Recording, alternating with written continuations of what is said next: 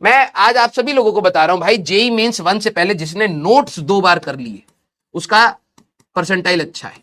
JEE mains 1 से पहले अगर आपने पीसीएम के नोट्स, सिर्फ नोट्स अगर आपने 2 बार कर लिए, सिर्फ नोट्स की बात कर रहा हूं, ठीक है, गारंटेड है कि आपको अपनी अच्छी परसेंटाइल मिल जाएगी। अब नोट्स को करने का मतलब ये नहीं कि बस यहां कर लिए, हर क्वेश्चन के पीछे का आपने लॉजिक सोचा, उसको कैलकुलेट करा, उसके आंसर निकाले। नोट्स अगर आपने जेईई मेंस 1 से पहले 2 बार कर लिए, मैं बिलीव मी कि आप बहुत अच्छा कर जाएंगे।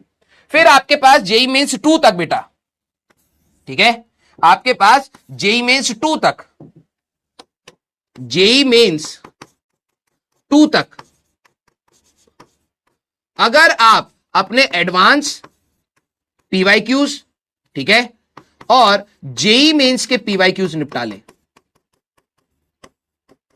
ये अब आपका रास्ता है कैसे कवर करना है, ध्यान से समझना, ठीक है। जो आपको शीट दी जा रही है, कुछ बच्चे हो सकता है कि मॉड्यूल ना खरीद पाए, तो हमें यह महसूस हो रहा था कि यार ठीक है, कईयों के पास फाइनेंशियल कंस्ट्रेंट रहेगा, तब भी हम लोग 150-200 question JEE mains and advance के आपको ऐसे दे देंगे, एक शीट तो अलग से मिलेगी, क्लास में भी आपके इतने क्वेश्चन हो रहे हैं, तो आपके पास कमी ना रहे। अब जिन्होंने मॉड्यूल लिया है वो ये ना रोए ऐसे कैसे इनको क्यों दे रहे हैं। हाँ, भगवान कर रहा है आज की तुम्हें मॉड्यूल के पैसे थे, अगर आज तुम्हारे पास नहीं होते तो तुम भी यही एक्सपेक्ट करते, है ना।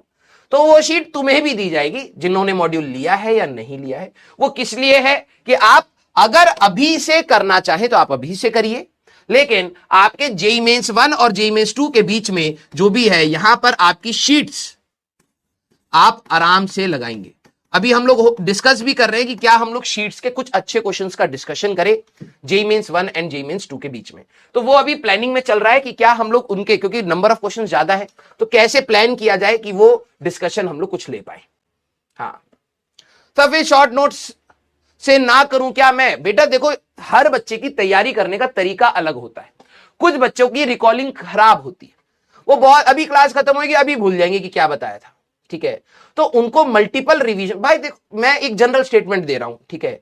अब क्या होता है ना, मैं बोलूं कि भाई कि तेरे को शॉर्ट नोट्स की रिक्वायरमेंट नहीं है, ठीक है, समय बचेगा, ड्रॉपर में वैसे ही टाइम कम है।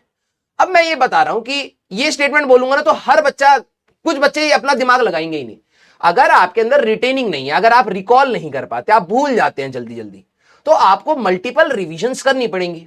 अब मल्टीपल रिवीजन्स आप नोट से नहीं कर पाते कई बार क्योंकि समय ज्यादा लगता है, फिर आप कहोगे मेरे को प्रैक्टिस का समय नहीं मिल रहा, तो आपके शॉर्ट नोट्स इंपॉर्टेंट है। अब कुछ बच्चे होते हैं जिनकी रिटेनिंग कैपेसिटी या रिकॉलिंग कैपेसिटी मीडियोकर होती है कि यस सर थोड़ा थोड़ा सा मैं भूल जाता हूं, लेकिन मैं देखता हूं तो याद आ जाती है। अगर आपकी ऐसी है तो आप अपने नोट्स में ही कुछ चीजों को हाईलाइट कर लीजिए, क्यों एक्स्ट्रा मेहनत करनी है।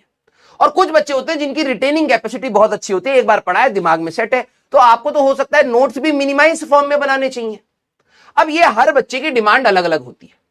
अब अगर मैं यहां पे बोल दूं कि भाई तेरे को नोट्स नहीं बनाने, तो भाई जो वीक बच्चा है, जिसको सही में अभी क्लास खत्म होगी, इसको याद ही नहीं रहेगा कि क्या करना था, तो वो तो और अपनी तैयारी में पीछे चला जाएगा। तो हर कोई अपने हिसाब से चीजों को समझे कि आपको कैसी रिक्वायरमेंट आ रही है। अगर आपकी मैथ्स तेज है, आपको लग रहा है यार कि मेरे को मैथ्स तेज है, तो कुछ कुछ इंपॉर्टेंट चीजें लिखूंगा। कुछ बच्चों की मैथ्स वीक है तो भैया सारे स्टेप लिखिए, क्योंकि एग्जाम में आपको सारे स्टेप स्ट्रगल देंगे, समझ रहे हैं। तो प्लीज बेटा आप सभी लोग 11वीं के बच्चे नहीं हो कि आपको तैयारी करने का तरीका बताया जाए। आप एक ड्रॉपर बच्चे हैं, आपने एक तैयारी करी है, उसमें कुछ कमियां रही हैं, उसको एनालाइज आप खुद से करिए, ठीक है, उसको आप एनालाइज खुद से करिए। अब देखो यहां पर जब मैं बात करता हूं सर पीवाईक्यू कहां से करने हैं, पीवाईक्यू कितने करने, ये सवाल कभी खत्म नहीं होते एक तैयारी में, ठीक है। इसके कितने जवाब दिए जा चुके हैं। अगर मैं आपको एक बार पूछ लूं ना कि भाई मेरे को पीवाईक्यू लगाने हैं, तुम कहोगे हाँ सर लगाने, मैं को कहां से लगाऊं, तुम भी एक अंदाजा से बताओगे कि भाई कम से कम 2019 से लगा लो, तो उसके बाद ही बहुत सारे हैं। तुम खुद बोलोगे तो तुम मेरे से क्यों पूछ रहा है सर, वो सही होगा या नहीं होगा, वो तो तू मेहनत से प्रूव करके दिखाएगा ना कि वो सही होगा या नहीं होगा। तेरे से अगर लग रहा है 2019 के बहुत ज्यादा है तो 2022 से कर ले। अभी एक बार ये 22 से 24 तक का स्लॉट खत्म कर, फिर एक साल पीछे जा, फिर एक साल पीछे, अपने हिसाब से अपनी तैयारी को मॉडिफाई करिए। डायरेक्शन वही रखिए सिलेक्शन का। पीवाईक्यूज करने हैं तो क्या पीवाईक्यू एक साथ सारे करने हैं, क्या चैप्टर खत्म होते एक साथ करने हैं, या फिर कुछ अभी करने हैं क्योंकि नेक्स्ट चैप्टर स्टार्ट होगा, कुछ एनर्जी उसमें लगानी है, कुछ को मार्क करते हुए चलूंगा, उसको आखिरी में करूंगा। जेईई मेंस 1 तक हमारे पास सिलेबस ही हो जाए वही बहुत बड़ी बात होती है। तो मैं कोशिश करूंगा कि जेईई मेंस 1 से पहले मैं 2 बार रिवीजन मार जाऊं अपने नोट्स का, क्योंकि आपको पता है physics chemistry and even maths, physics chemistry तो मेजॉरिटी आपके नोट से आने वाली है, और आपके मैथ्स के भी डायरेक्टली कुछ सवाल तो नोट से ही उठ के आएंगे। कुछ में हो सकता है चीजें चेंज हो, लेकिन कंसेप्ट आपके बोलेंगे। तो सारे बच्चे प्लीज आप यही कोशिश करिएगा कि पहली चीजें, अब देखो, अब बच्चे कहेंगे सर एचसी वर्मा का क्या करना है। भाई देख, करने के लिए तो बहुत सारी चीजें, करने के लिए तो बहुत सारी चीजें। टाइम, अब तूने सीधे एक सवाल पूछ ले कि एचसी वर्मा का क्या करूं, मैं तो बोल दूंगा कर ले। अब तू मेरी बात को गांठ मान लेगा, सर मैं तो आपकी रिस्पेक्ट करता हूं, मैं तो कर लूंगा, ठीक है। अब तू करने लगेगा, समय अगर तेरे पास है तो तू कर ले। बात यह है कि तू अपने लेक्चर्स कंप्लीट नहीं कर पा रहा, लेक्चर्स को ढंग से एनालाइज नहीं कर पा रहा, लेक्चर्स के होमवर्क नहीं कर पा रहा, डीपीपी नहीं कर पा रहा, तेरे को एक्स्ट्रा चीज अपने प्लेट में क्यों चाहिए। 7 जो टॉप 7% होंगे ना, 93 से लेके तुम्हारे 99 100 तक जो भी है, इन्हीं बच्चों को जेईई एडवांस लिखने का मौका मिलेगा।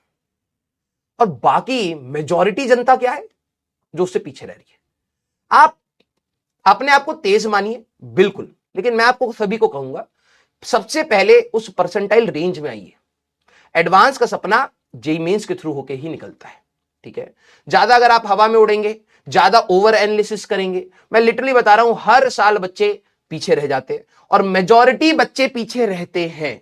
आप सबसे पहले अपना टारगेट, कई सारे बच्चों का टारगेट है कि सर इस बार ही मैंने जेईई मेंस क्लियर कर लिया है, मेरा तो टारगेट जेईई मेंस एडवांस का है। अच्छी बात है। जेईई मेंस के दिन अगर तबियत खराब हो गई तो तेरे कंट्रोल में है क्या? उससे पहले पूरे साल भर तेरी तबियत खराब रही तो, तेरा जो शिफ्ट है वो सबसे टफ आ गया तो, नॉर्मलाइजेशन अच्छे से नहीं हुई तो, क्या पता तू मार्जिन से जस्ट रह रहा हो या जस्ट आया हो। तुम्हारा फ्यूचर अनप्रिडिक्टेबल है। हां, कुछ चीजें हम लोगों को डायरेक्शन देती है, अनप्रिडिक्टेबल ही है, राइट। तो आप सभी लोग ये चीज को समझिए बेटा। मैं स्टार्ट कर रहा हूं, ठीक है, मैं स्टार्ट कर रहा हूं, लेकिन ये डायरेक्शन देना भी बहुत इंपॉर्टेंट है कि आप एक सही डायरेक्शन में मेहनत करिए। ये घमंड मत रखिएगा कि यार एडवांस के लिए तो इसी बार मैंने क्वालिफाई कर लिया है, ठीक है, अगली बार भी मैं कर ही जाऊंगा। मैं मानता हूं कि ये नॉलेज बेस्ड एग्जाम है, यूपीएससी के जैसा नहीं है। नॉलेज वहां पर भी है, लेकिन वहां पर भी कई बार पर्सनैलिटी के कैरेक्टर्स भी मैटर करते हैं कि आप क्या जवाब लिख रहे हैं। यहां तो कंसेप्चुअल चीजें, तो चांसेस है, लेकिन घमंड नहीं कर सकते ना। तो आपका तैयारी का तरीका फिर से वही है कि जेईई मेंस फिर से फोड़ना है, फिर उसके बाद एडवांस में बैठना है, फिर एडवांस फोड़ना। ये प्रोसेस अभी भी चेंज नहीं हुआ है बेटा, ठीक है, क्लियर। तो आप सभी लोग बेटा ज्यादा, और देखो दूसरे से ज्यादा कंपेयर मत करो, कंपेयर सिर्फ टेस्ट में करना, ठीक है। अभी आप अपनी तैयारी बिल्कुल प्लेन तरीके से चलाइए, क्लियर, यस। हाँ, जिनको सिंगेज लगानी है आप सिंगेज लगाइए, जिनको सुपरनोवा लगानी है आप सुपरनोवा लगाइए, जिनको इरोडोव लगानी है आप इरोडोव लगाइए। सबके पास समय अलग अलग है, किसी के पास ज्यादा है, किसी के पास कम है, किसी के पास इतना ही नहीं है कि वो लेक्चर देख पाए। आप अपने हिसाब से चलाइए, ठीक है। लेकिन हाँ, आप जितना टाइम निकाल रहे हैं वो सारा अगर पढ़ाई को दे रहे हैं, इसमें कोई भी गलत बात नहीं है, ठीक है। चलिए जाए, स्टार्ट किया जाए, हाँ या ना। अब कुछ बच्चे कहेंगे सर मैंने क्या DC Pandey JEE mains level तक के लिए सफिशिएंट है? बेटा सफिशिएंट तुम्हारी तैयारी होती है, ठीक है, सफिशिएंट तुम्हारी तैयारी होती है। प्रॉब्लम यह है कि जब से आपके पास इतने ऑप्शंस आ गए हैं ऑनलाइन, तो आप हर चीज में कंपैरिजन मोड में आ गए। हर चीज में कुछ पॉजिटिव होंगे, कुछ नेगेटिव होंगे, ठीक है। टीचिंग में भी है। अगर आपके पास 10 टीचर्स का पूल है जिनसे आप पढ़ सकते हैं, तो उनमें किसी टीचर में कोई खास बात होगी, किसी टीचर में वही खास बात नहीं भी होगी, ठीक है। आपको इतना माइक्रो एनालिसिस करके नहीं करना है। अगर आप एक टीचर की मेजॉरिटी बातों को समझ पा रहे हैं, मतलब आप ये समझे 70-80% अगर आप समझ पा रहे हैं, आप उस टीचर के साथ चलते चलिए। कोई भी टीचर परफेक्ट नहीं मिलेगा। हो सकता है 5-10% या 20% तक टीचर की बातें नहीं समझ आ रही, कोई दिक्कत, 80% आ रहा है ना, तू उस 80% को स्ट्रॉन्ग कर, क्योंकि तू खुद उस 80 का भी देखा जाए तो 80% ही कर पाएगा, है ना। उतने पे एडवांस में सिलेक्शन हो जाता है। तो वही बात है कि आप ओवर माइक्रो एनालिसिस मत करो, हर छोटी छोटी चीजों की एनालिसिस मत करो। ओवरऑल क्रक्स, अगर मैं आप सभी से पूछूं कि आपकी ओवरऑल जर्नी में क्या आपको फिजिक्स में मजा आया, क्या आपने चीजें सीखी, क्या आपके मार्क्स ग्रो करे, ये चीज का जवाब हां होना चाहिए, ठीक है। अब मैं आपसे बोलूं कि भाई इस टॉपिक का ये वाला सवाल तेरे से बना, ऐसे तो कई करोड़ों टॉपिक्स मैं निकाल सकता हूं, करोड़ों सवाल निकाल सकता हूं जो तेरे को आते होंगे, सारे सवाल तू नहीं लगा पाएगा। ठीक है, तो अपने आप को पॉजिटिव साइड में रखना है। ठीक है,